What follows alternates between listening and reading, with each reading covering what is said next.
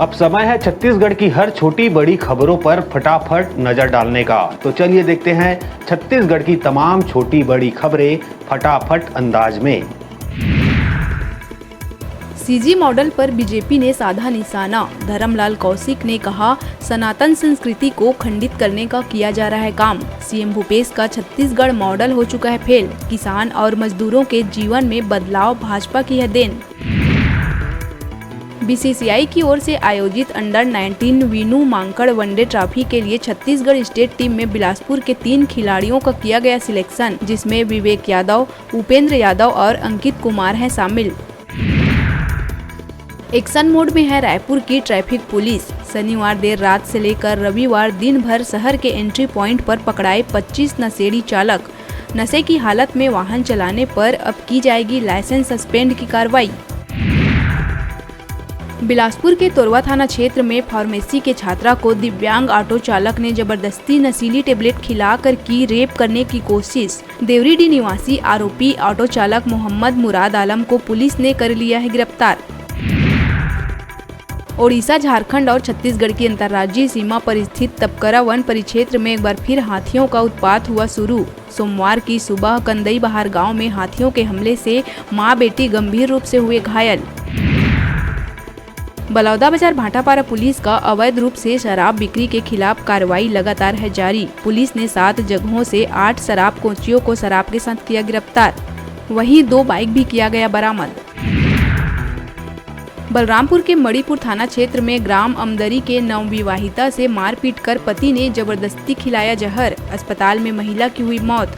परिजन ने दहेज के लिए हत्या करने का लगाया है आरोप। वहीं पति बाल सूरत यादव ने भी की खुदकुशी की कोशिश। प्रदेश में मानसून पर ब्रेक लगने के बाद बढ़ रहा है तापमान। धमतरी में दिन का टेम्परेचर पहुंचा 35.1 डिग्री। गर्मी और उमस से लोगों का है हाल बेहाल। 20 सितंबर से फिर एक बार मानसून के एक्टिव होने की है संभावना।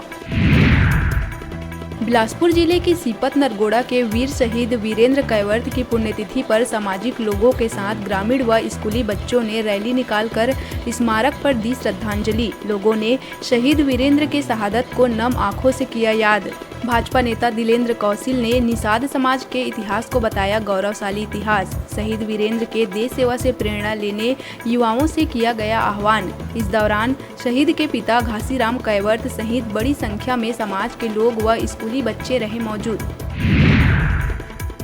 हिंदी दिवस पर बिलासपुर सीपत के वीरानी पब्लिक हाई स्कूल के बच्चों ने निकाली रैली। नवाडी चौक में नुक्कड़ नाटक का आयोजन कर हिंदी भाषा के महत्व से लोगों को किया जागरूक। स्कूली बच्चों ने हिंदी भाषा को जन जन की आवाज बताते हुए हिंदी को कहा गरिमा व पहचान। प्राचार्य तारागिरी ने कहा, हिंदी के द्वारा व्यक्ति समाज के बड़े पदों पर हो सकते हैं आसीन। इस दौरान स्कूली स्टाफ के साथ बड़ी संख्या में बच्चे हुए शामिल। रायपुर में G20 फ्रेमवर्क वर्किंग ग्रुप की चौथी बैठक आज से हुई शुरू। इस बैठक में G20 सदस्य, आमंत्रित देशों और अंतर्राष्ट्रीय संगठनों के 65 से अधिक प्रतिनिधि हो रहे हैं शामिल। FWG में हुई चर्चाओं और भविष्य के कार्य क्षेत्रों का पता लगाने के लिए हो रही है meeting. Ambikapur Bilaspur national highway 130 पर रविवार दोपहर हुए सड़क हादसे में एक युवक की हुई मौत। ट्रैक्टर से जा टकराए नशे में धुत दोनों बाइक सवार युवक।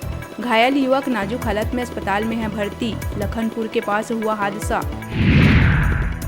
बस्तर में बड़ी वारदातों को अंजाम देने वाले मास्टरमाइंड को पुलिस ने पड़ोसी राज्य तेलंगाना से किया गिरफ्तार।